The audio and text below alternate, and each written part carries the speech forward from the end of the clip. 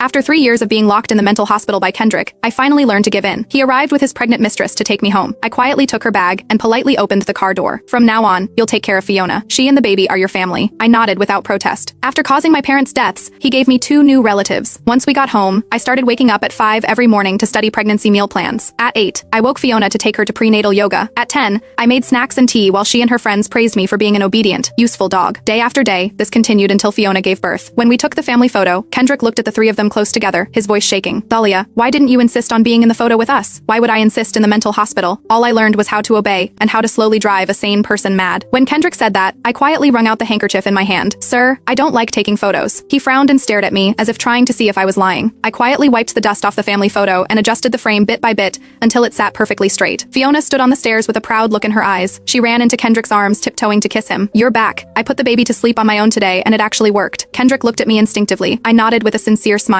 Madam is amazing. She put the baby to sleep so easily. Kendrick frowned even more, but I didn't have time to guess what he meant. Fiona's nourishing soup was still cooking on the stove. I rushed into the kitchen, put on oven mitts and carefully brought out the soup. Fiona sat at the table, her smooth legs brushing against Kendrick. Kendrick smiled at her, but the moment he saw me, it disappeared. I gently poured the tonic soup into Fiona's bowl and let it cool for her. Fiona smiled softly at me. Thalia, sit and eat with us. Kendrick pulled out a chair and nodded gently. Taking care of the baby must be tiring, you should rest. I lowered my eyes and smiled as I refused. It's an honor to help Madam with the baby. It's not tiring at all. Fiona smiled happily and held onto Kendrick's arm. Thalia takes such good care of us. Make sure to give her extra pay. I stood quietly by the table, remembering how the last time Fiona saw Kendrick holding my hand, she purposely said the tonic soup was too salty. She punished me by making me kneel in the yard under the burning sun until nightfall. My knees were raw and my skin was peeling. I knew it was her warning. Kendrick was someone I must never try to approach or tempt. After the meal, Fiona pushed the leftover soup toward me. I didn't get what she meant and threw the scraps into the trash like I always did. Fiona suddenly yelled, Thalia, if you don't want it, just say so. I know you're weak, so I saved the ginseng from the soup for you. It's top-grade ginseng. How could you throw it away? Holding the baby, Kendrick looked over with a slight frown. Panicking, I bent down, grabbed the dirty ginseng from the trash and shoved it into my mouth. Thank you for the gift, madam. Kendrick hurried over, eyes full of worry. Ignoring the baby in his arms, he held his hand to my mouth. Spit it out now. My stomach churned, but I forced down the urge to vomit, swallowed it and gave Fiona a grateful smile. Kendrick's eyes tightened in shock. I used to have severe germophobia. I would never eat anything someone else had touched. So when I found out Kendrick was cheating, I immediately asked for a divorce, but he refused. Soon after, he staged a car accident that killed my parents and seized the company. My parents were buried in a rush, and the very next day, Kendrick brought Fiona home. Overwhelmed with hatred, I grabbed a knife, wanting to kill them both. After I accidentally scratched Fiona, Kendrick bribed a doctor to label me mentally ill. He sent me to a psychiatric hospital to punish and break me. Meanwhile, he and Fiona enjoyed the huge wealth and connections my parents had spent their whole lives building. My hands shook as I took the crying baby. Don't cry, it's okay. I soothed gently, and soon the exhausted child fell asleep in my arms. Kendrick looked at me, as if wanting to say something. I avoided his eyes and carried the baby back to the nursery. A bit of light